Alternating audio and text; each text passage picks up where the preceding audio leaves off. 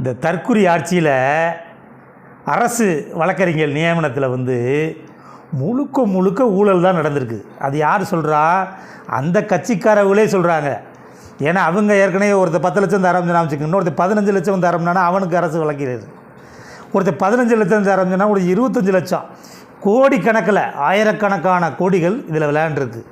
ஒவ்வொரு மாவட்டத்துகள்லையும், தமிழ்நாடு ஃபுல்லாக சொல்கிறேன். அப்புறம் ஒவ்வொரு மாவட்டத்துலேயும் நூற்றுக்கணக்கான கோடிகள் புழங்கியிருக்கு. ஏன்னா யார் 1 லட்சம் 2 லட்சம்லாம் இல்லை, அரசு வழக்கறிஞர் வேணுமா வா இவ்வளவு ஏழை வர்ற மாதிரி எடுத்துருக்குங்க. இது மாவட்ட செயலாளர்களே பண்ணியிருக்குது. இது ஒரு நீதித்துறைன்றது மக்களுக்கான இது. ஏன்னா ஏதாவது ஒரு அடக்குமுறை இருக்க முடியும்னா நீதிமன்றத்தை தான் நாடுவாங்க. அப்போ நீதிமன்றத்தில் நாடும்போது காவல்துறை சார்பாக யார் நிற்பா? அரசு வழக்கறிஞர் தான் நிற்பாங்க அரசுக்கு. அப்போ அரசுக்கு போகிற ஒன்றுமே வாதாட தெரியாதவன் என்ன சொல்லுவாங்கல்ல, மங்கினி அமைச்சர்ன்ற மாதிரி மங்கினி வழக்கறிஞர்களை கொண்டு நீங்கள் காசை வாங்கிட்டு போட்டீங்கன்னா நாளைக்கு மக்களுக்கு எப்படி நீதி கிடைக்கும்? நீதி கிடைக்கிறதுக்கு தான் நீதிமன்றத்துக்கு போக. அந்த வழக்கறிஞர் பதவியே நீங்கள் நிதி கொடுத்து காசை கொடுத்து 25 லட்சம் 30 லட்சம் கொடுத்து வாங்கினீங்கன்னா இந்த ஆட்சி எப்படி இருக்கும்ன்றது.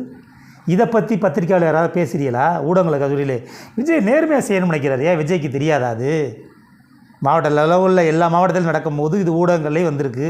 இதை பற்றி விஜய் எதாவது கண்டிச்சிருக்காரா? இல்லை யாருக்காவது பதவி கொடுத்ததை அரசு வழக்கறிஞர் காசு வாங்கிட்டு போட்டவங்கள மாற்றிருக்காரா? எதையும் செய்யலை. அப்போ என்ன அர்த்தம்? முழுக்க முழுக்க இது விஜய்க்கு சேர்ந்து தான் நடக்குது, விஜய்க்கு தெரிஞ்சு தான் நடக்குது. விஜய்க்கு அப்போ இதில் பங்கு இருக்கா இல்லையா? அப்புறம் எப்படி நேர்மையான இதுன்றது? அவர் எந்த விஷயத்தில் நேர்மையாக இருந்திருக்காரு? நேர்மையான ஆள் சொல்கிறதுக்கு அவருக்கு என்ன இருக்குது? சினிமா துறையில் நேர்மையாக இருந்திருக்காரா? அவர் வாங்கின சம்பளத்தில், டிக்கெட் விற்றதில் எதுலையா நேர்மையாக இருந்திருக்காரா?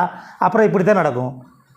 ஆள தெரியாதவனை கொண்டு முதலமைச்சர் பதவியில் உட்கார வச்சோம்னா மக்கள் நம்ம தெருவில் நின்று போராடுறதா வேணும். இது ஏதாச்சும் பேசினோம்னா இது இப்படி பேசுகிறாங்க அப்படி பேசுகிறாங்கன்னா, நாங்கள் பேசுகிற கருத்தில் தவறாக இருந்தால் வழக்கு போடுங்க, தப்பு இல்லை. ஆனால் பேசுகிற சரியாக பேசுனா அது அவதூறுன்னு சொல்லி பாருங்க. அப்படி நீங்கள் அவதூறு வழக்கு போட்டீங்கன்னா நாங்கள் திருப்பி உண்மையை பேசுவது அவதூறு என்றால் உண்மையை உறக்க பேசுவோம். எந்த மாற்று கருத்தில் எதுக்கும் அஞ்ச மாட்டோம்.